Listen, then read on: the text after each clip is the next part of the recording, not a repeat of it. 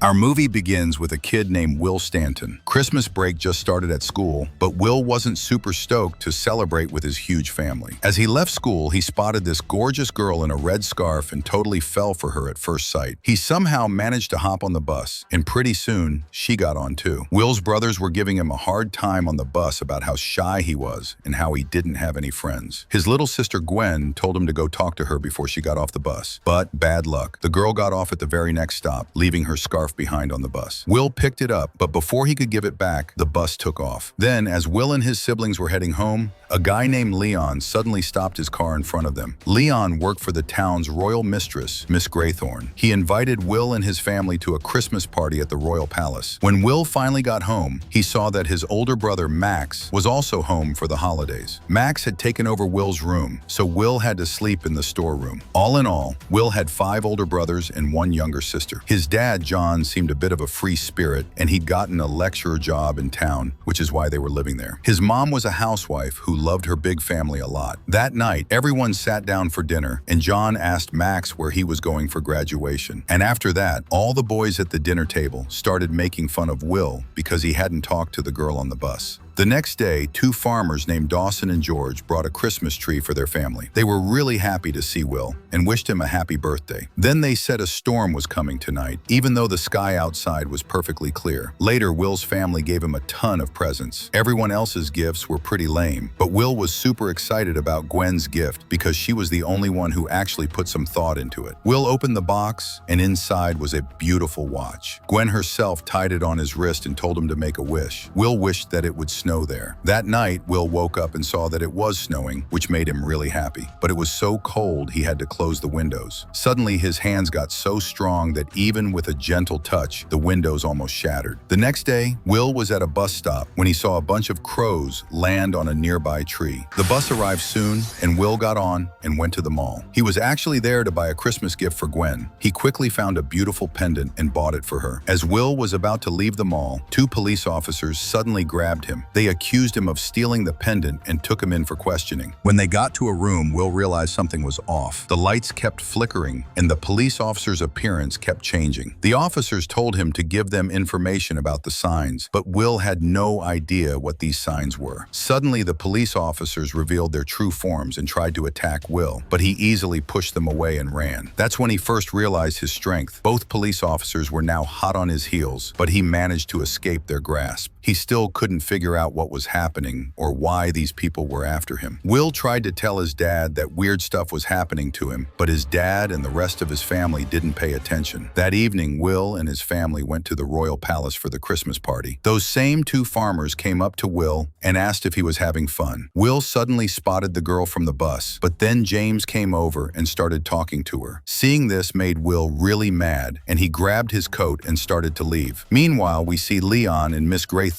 wondering if they should tell Will about his destiny. Will was walking alone in the forest when suddenly a man on horseback and his dog started chasing him. Will ran for his life, but the man's horse was fast and stopped him. The man also asked Will about the signs, but Will didn't know what he was talking about. Just then, Leon and Miss Graythorne showed up and told the rider to leave Will alone. The rider started to leave, but as he went, he said that in a few days, Will would get his powers back, and when he returned, no one would be alive. Leon and his companions saw that Will was stunned. They then magically took him back in time to an ancient world. They told Will that he was the ancient warrior destined to save the world's light. They explained that hundreds of years ago, there was a war between light and darkness in a place called the Great Hall, and light won. However, it couldn't destroy the darkness forever. Now, to end the darkness, Will needed to get 6 magical signs to defeat the evil forces permanently. They told him that his full powers awakened on his birthday, and since then, he must have started seeing the signs. But soon, that rider also started feeling his powers, and others, like the rider who came to kill him, could also feel his growing powers. Will still couldn't understand why he got these powers. Leon explained that according to ancient stories, he was a seeker, meaning the 7th son of a 7th son. They had an ancient book called the Book of Grammar that described how to identify the signs, and only Will could read this book. Hearing this, Will laughed because he only had 5 brothers and was his parents' parents' sixth son, not the seventh. He said they had chosen the wrong person. Will started to leave, but Leon and his companions said he couldn't turn away from his destiny. At that moment, Will saw a glimpse of the future, where darkness had taken over the entire world. Seeing this, he got really scared and suddenly found himself on a road where he was about to have an accident. Somehow, he made it home, where he did a little more research. He then asked his father, who was a physics professor, some questions about it. Will wanted to know if light could defeat darkness. John told Will that he should go have fun, as it was his age to do so, instead of thinking about such deep things. Later, we see Will in the storeroom when he opened a drawer and suddenly slipped and fell, hurting his leg. Mary called a doctor to bandage him up. At that time, Will was about to drink something, but as soon as he heard the doctor's voice, he realized it wasn't a doctor, but the same rider who had come to kill him with his dogs. The doctor sent Mary to another room to get some supplies so he could talk to Will alone. The doctor touched his leg and immediately healed him, saying that if Will gave him information about the signs, he could ask for anything. After that, the doctor magically caused Will's leg immense pain and threatened him, saying that if he met the ancient warriors, the rider would kill him and his family. As soon as Mary came back into the room, the doctor left Will in pain and said it would take a few more days for him to heal. After this, Will went back to the storeroom and found a picture of two twins. He took this picture to his mother, Mary, who told him that Will also had a twin brother named Tom. When Will and his brother were just 2 weeks old, a strong storm suddenly came outside, making both babies cry. Mary picked up Will and went to the downstairs room and told John to bring Tom. At that time, John was working on his thesis, so he went to Tom's room a minute later, but unfortunately, Tom wasn't there. They tried hard to find Tom, but he was never seen again after that day. This accident affected John so deeply that he stopped writing his thesis and went into depression. Hearing this, Will realized that a great danger was looming over the world, so he decided to join forces with the ancient warriors. He read the ancient book and realized that he had many powers, such as being able to identify the signs of light, move things with his mind, travel through time, and also had immense physical strength. However, Will wanted to fly like Superman, but he didn't have that power, so he was a bit disappointed. Then Leon taught Will how to use his powers. At that time, Will saw that the first sign was in the pendant he had given to Gwen as a gift. After that, he also saw the second sign, but for that, he had to go back in time with the other warriors. As soon as they reached this strange world, an old woman suddenly attacked them with poisonous snakes, which immediately wrapped around everyone. But Will used his strength to break free from their grip and also got the second sign, with the help of which he returned to the church with his team. Then, after talking to Leon, Will found out that one of his ancestors, named Thomas, had created these magical signs. He explained that the sixth sign had never been found because it was never actually hidden. But Leon said that since Will was from his family, he could find it. That night, we see the rider meet a mysterious man. He told the rider that his dark powers were growing day by day. But on the other hand, Will had also gotten two signs, meaning he was also getting stronger. Then the rider told this man to bring all the signs and promised to reward him in return. Meanwhile, Will was sitting down for dinner with his family when James showed up. He brought Maggie with him, the same girl Will had liked from the beginning. When Will found out they were together, he felt really sad. A little later, Maggie went up to Will and said she also had amazing powers. Then she showed Will how to make a sign out of grains of salt. Later after dinner, Will also showed Maggie a sample of his powers. Then Will asked Maggie why she was with James and if she was also part of the Ancient Warriors team. Maggie said that Will shouldn't pay attention to these small things, but should prepare for his upcoming mission. Maggie said she wasn't a warrior, but was only there to protect Will. Will bravely told her that ever since he saw her, he felt drawn to her and thought about her all the time. Finally, he confessed his love to Maggie, but then James came and asked what they were doing. Maggie said she was waiting for James while talking to Will. After Maggie left, Will got so angry that he quickly ran to talk to Leon. Will said that he didn't think he could protect the world and couldn't even talk to girls, so he questioned how he would save the world. Then Leon said that he was the seeker and could do whatever he wanted.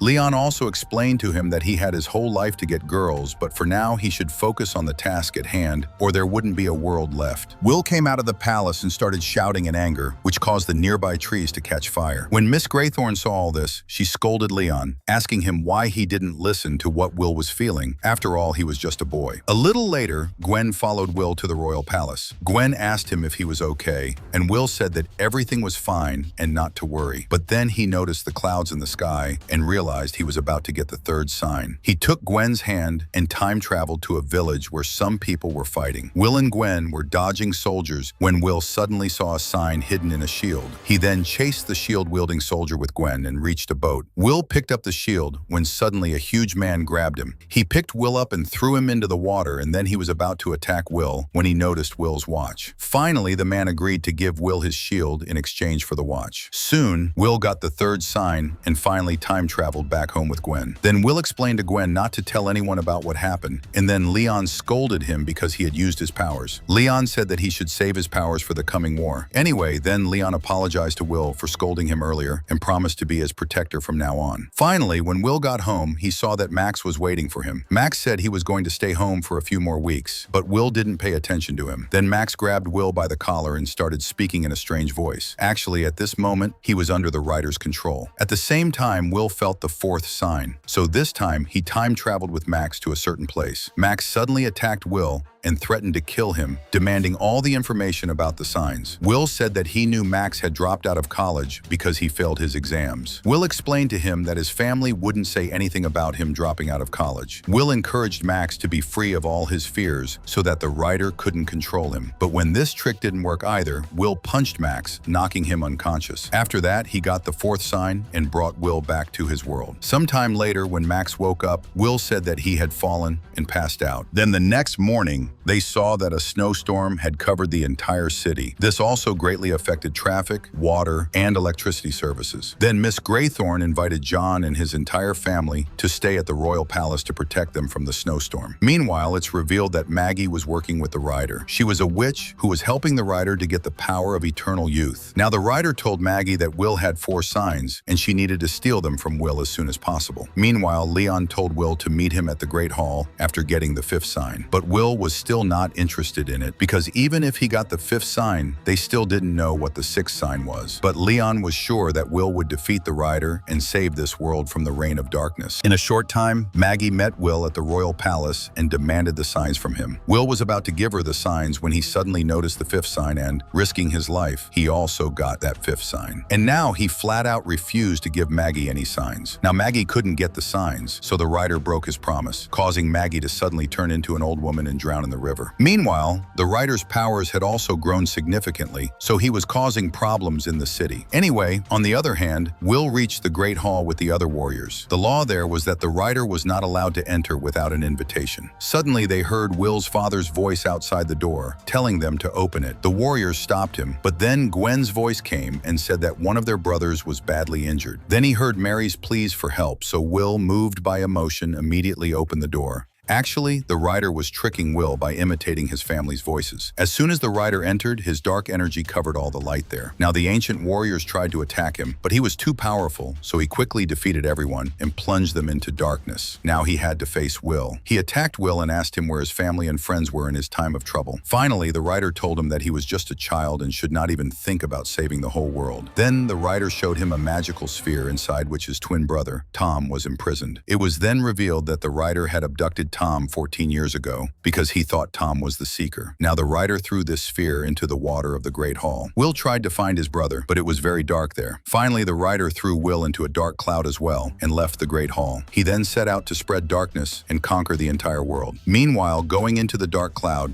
Will remembered everything about the 6th sign, that this sign couldn't hide from him. That's when Will realized that he himself was the final sign. Finally, all his powers awakened at once, so the writer's darkness couldn't stop him. Then Will came out of the Great Hall with the magical sphere in his hand. He then used his powers in this sphere to imprison the writer and his darkness and threw it into a river. As soon as he did that, light illuminated the entire city, and Will's twin brother Tom was freed and returned. Finally, after so many years apart, the two brothers met each other. Then Will said that he wanted to go back home, and the warriors allowed him to go because his mission was now complete. In the end, Will and Tom both reached home, and their entire family rejoiced at having Tom back. If you liked the video, please like it and subscribe to the channel. See you in the next video.